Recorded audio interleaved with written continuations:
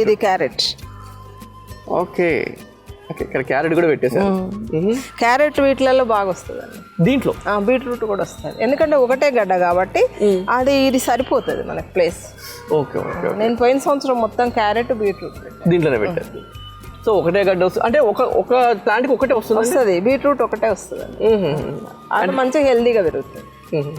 So carrot బీట్రూట్లు పెంచాలి అనుకుంటే చాలా మంది ఇప్పుడు బయట కొనుక్కుంటాం కాదనట్లేదు, కానీ బట్ ఇప్పుడు క్యారెట్ బీట్రూట్ పెంచాలంటే కింద పెరుగుతుంది కాబట్టి దాని మాయిశ్చర్ ఎంత ఉండాలండి? అంటే వాటర్ ఎక్కువగా పోయడం వల్ల లేదండి, వాటర్ తక్కువ పోయాలి వీటికైతే. అది సింగిల్ అంటే మామూలుగా మనం వెడల్పు వాటిలో పెట్టుకోవచ్చు. ఒకసారి దీంట్లో పెట్టి చూద్దాం అసలు ఐడియా కోసం అని నేను దీంట్లో పెట్టాను. బాగా వచ్చిందండి. అంటే వాటర్ ఎంత కంటెంట్ ఇచ్చారండి? అంటే దానికి అంటే స్టార్టింగ్ పెట్టిన క్యారెట్ అసలు ఫస్ట్ క్యారెట్ పెట్టాలి అంటే ఏ విధంగా పెట్టాలండి?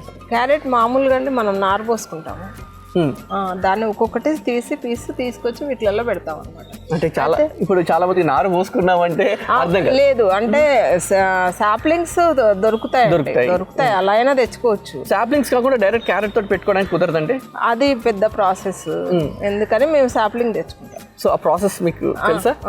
ఏం చేయాలి? క్యారెట్ గింజలు దొరుకుతాయండి మామూలుగా, మేము అన్ని నార్లు పోసినట్టు అవి కూడా పోస్తాం, మాకు వచ్చేస్తాయి.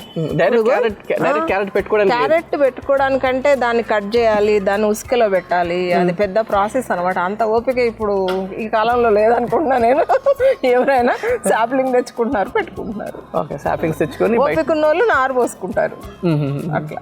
ఓకే, సో కట్ చేసి కూడా పెట్టుకోవచ్చు. క్యారెట్ పై భాగం ఉందా, దాన్ని కట్ చేసి ఉసుకలో పెట్టామనుకోండి ప్లాంట్ వచ్చేస్తుంది. పై భాగం అంటే పైన పెద్దగా ఉంటుంది, దాన్ని కట్ చేసి ఉసుకలో పెట్టాలి. అంటే ఇలా అప్ పెట్టాలా డౌన్ పెట్టాలి?